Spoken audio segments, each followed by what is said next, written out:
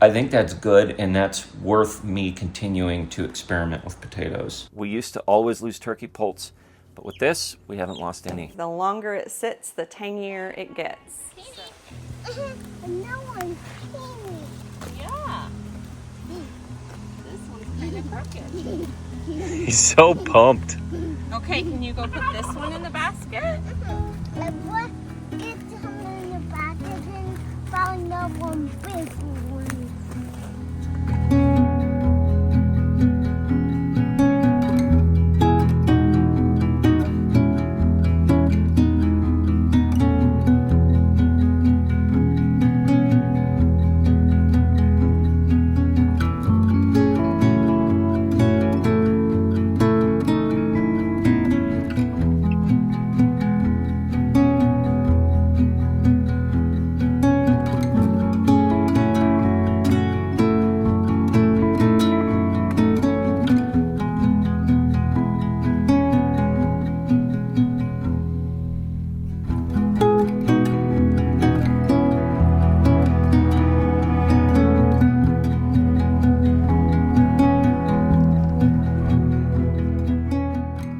Hey, yo, folks. So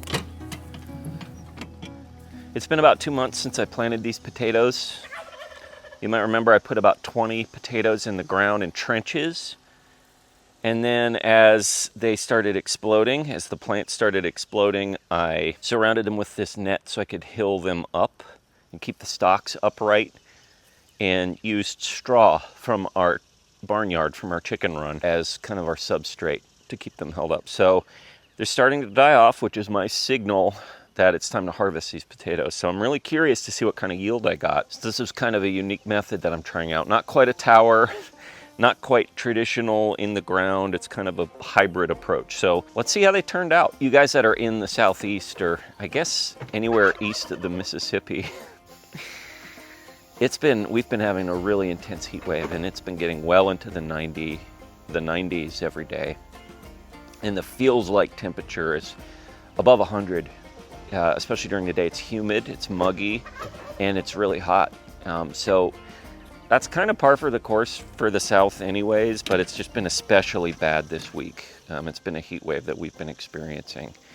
And the secret, the way that they've kind of traditionally always done things down here, is you work in the mornings or you work in the early evenings. You know, it's in the summer and there's light that lasts a little bit longer, so it's still fairly early. We're still getting a shadow cast from the barn. It's a little later than I would have liked it to be, but I don't want these potatoes to sit out here much longer now that they're starting to die off, and I don't want to risk having these potatoes rot. So I'm gonna pull these up and see what kind of yield I get.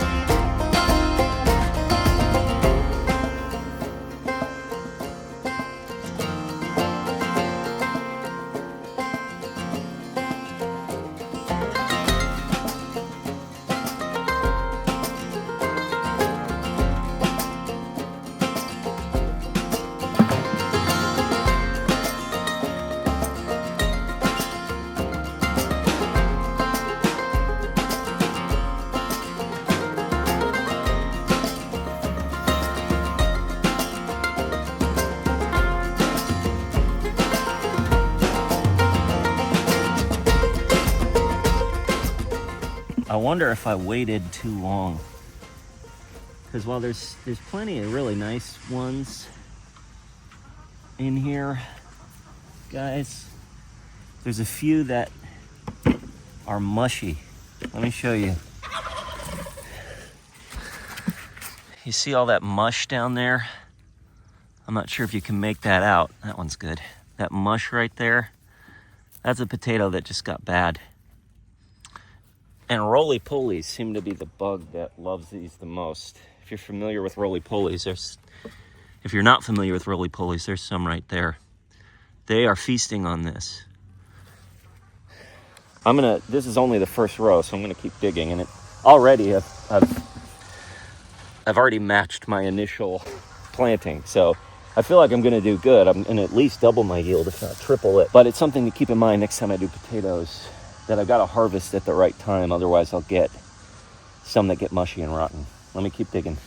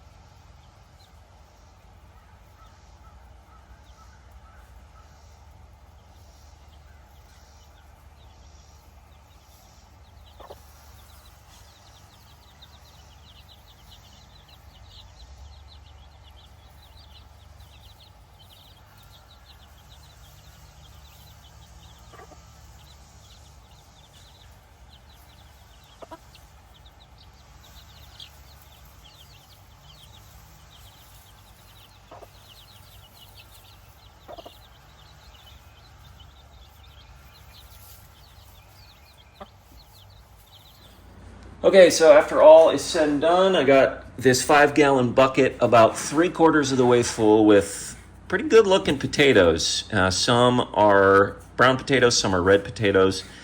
They're not huge. I think the biggest ones I've got are something like this.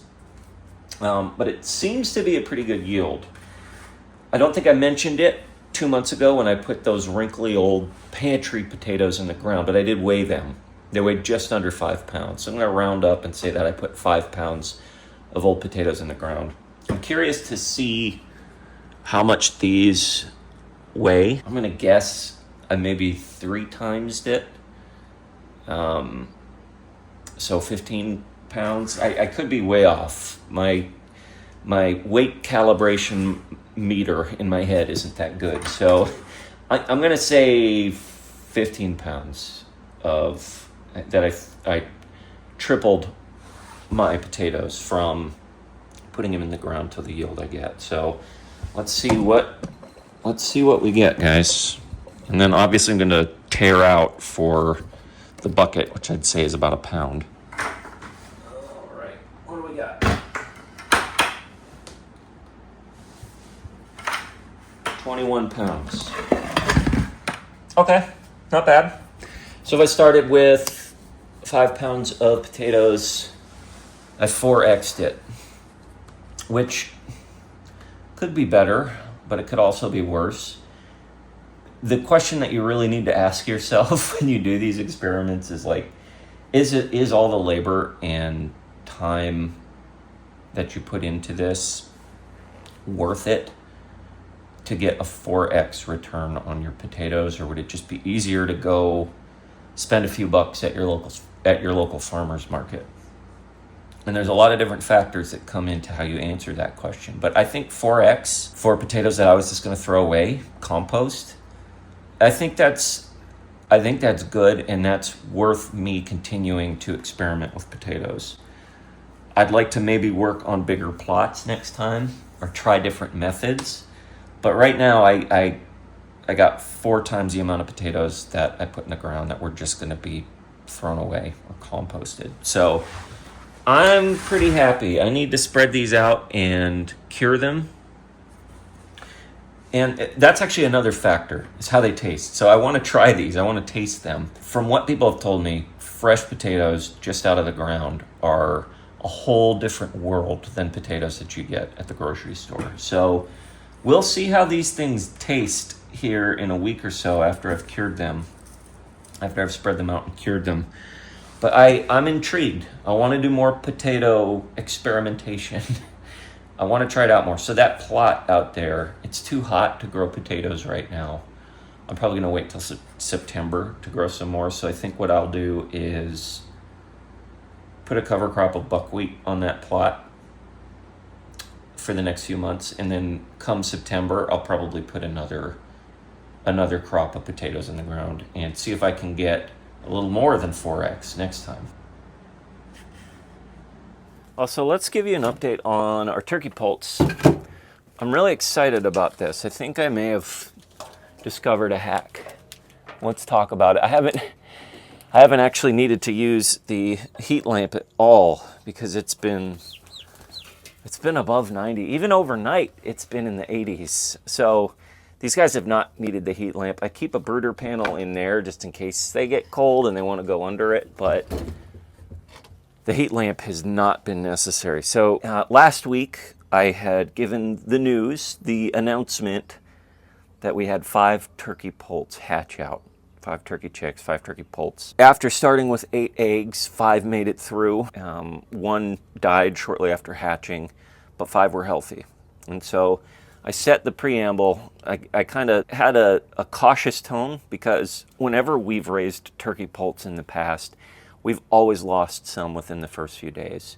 We've always lost at least 1 or 2 in the first few days. Say we have a brood of maybe 8 turkey poults, we would lose like maybe 2 or 3. So when we had these 5 healthy turkey poults that made it through the hatching process, I was like, okay, that's cool, but we'll probably lose 1 or 2, just if history is any guide. One secret I had heard about, one hack I had heard about from my friends Kathy and Jim, at Two Turtles Homestead. And they raise turkeys as well. And we actually got Lenny and Shirley and Laverne from them.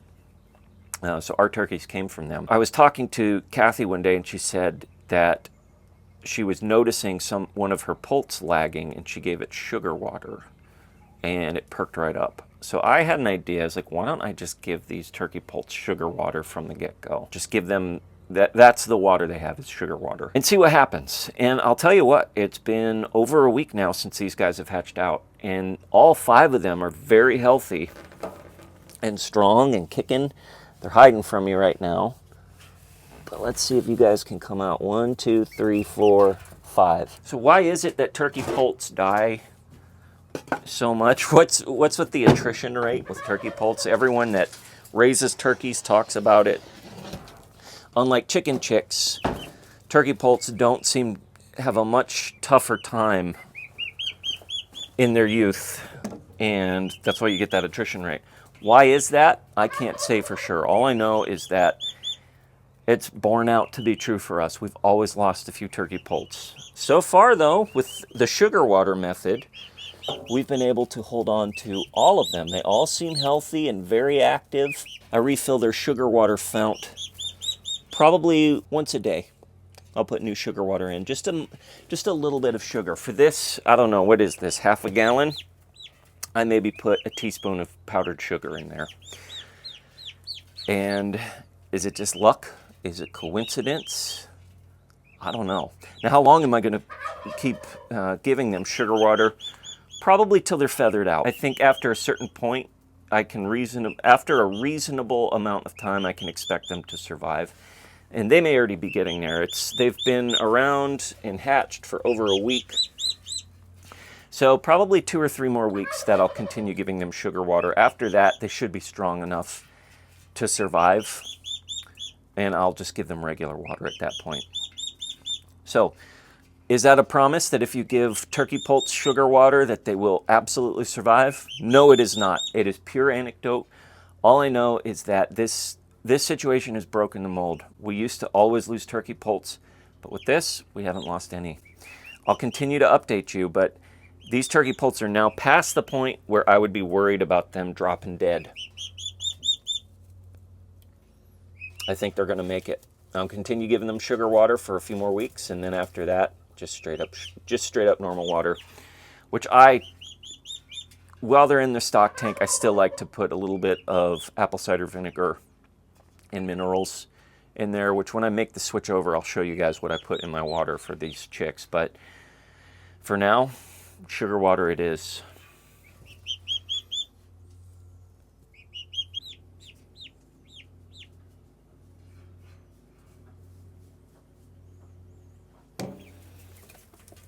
I'm making some goods. I'm doing ferments, which I haven't done in a long time, but I used to do them all the time, and I felt inspired this year. Now that, I don't know if you can hear him, Henry's spending more time playing by himself. So I'm able to do more in the kitchen. So I'm doing some lacto-fermented pickles. So these are our pickles sliced up into pickle slices. Also have some of our red hot chili pepper down here. A couple of spices from the cabinet. I wanted to make some hot and spicy pickles. And really all it is about a tablespoon of sea salt dissolved in some water to make a brine, along with the peppers and the dill and some of the spices I put in here. It is sitting for a few days. The longer it sits, the tangier it gets. So I probably need to test them soon, but the natural bacteria just from the environment comes in and it takes over and it lacto-ferments and it creates a yummy probiotic goodness. So I've got the pickles going now. I think I'm gonna do some carrots. I might just ferment everything. We'll see how it goes. Remind me again, so this is cucumbers from our garden. Yes. Peppers from our garden. Yes. And then the rest is just spices from the cabinet. Yeah, about a tablespoon of salt dissolved in water to make a brine. And then I put some gochugaru chili pepper in here. And I think that was it. Oh, and dill. I put dill in. And dill from the garden. No, just our dill. Don't get me started. Okay. I have dried dill in there because our dill tastes like fennel. which I weird. don't know if it's because it's growing by the fennel, but it doesn't taste like dill, and I'm quite upset about That's it. strange. I don't know if maybe the plant was just mislabeled when we purchased it, because we did purchase starts for a few herbs. We didn't Yeah. grow the dill from seed, but the dill doesn't taste like dill, so that dill is actually from Okay. our spice cabinet. So you put this in on the 25th, and we're going to try it here soon. Soon. I've got to scrape the top. The funky thing about fermentation that ekes some people out is well, it depends on what you're fermenting, but as you lacto-ferment things, they grow this delicious little What is that? layer on the top. That's the part that you scoop off. That is part of the fermentation Is process. it, would you say that it's mold? No. Well, It's a type of... it's part of the natural fermentation process. I mean, it can get moldy and it can get funky, but I'll just scrape that off before. So anything that you eat that's fermented like this, that's lacto-fermented, has had that on there. Okay, and so there's that little glass. Oh yeah, that's the fermentation weight. Okay, So all right. I have...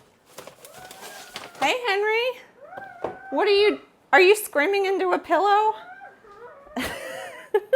So these are pickle pebbles, it's fermentation okay. weights. So what you do is Henry wants you to chase him. I will here in a second. You put the fermentation weight on, and then it keeps the whatever vegetables you're fermenting underneath that. underneath the and water. Then all this stuff grows Yeah, on so top this of it. isn't even Okay. touching that, so All right. it stays separate. All right, cool. Yeah. Well, I can't wait to try them. Yeah, Very I mean, excited. I should probably taste them tonight, because they might be getting real tang. So Okay. Yeah. Cool. Well, next time we make some fermentation. kefir, raw goat milk kefir is on my list next, because Oh. I've been getting a great source of raw goat milk, but now I want to turn it into kefir. So that's next. Awesome. Can't wait. Thank you, Holly. Yep. You might be able to see some bubbles. You see any of the bubbles? Coming up, the bubbles are the bacteria in action. Oh, I do see them, yeah. Yep, that's the bacteria in action. Okay. See oh, 'em? yeah, look at that. Yeah, right. that's all the Nice. bubbly- Well, I cannot What wait. was It's that? it's the broom. It's the child. Awesome.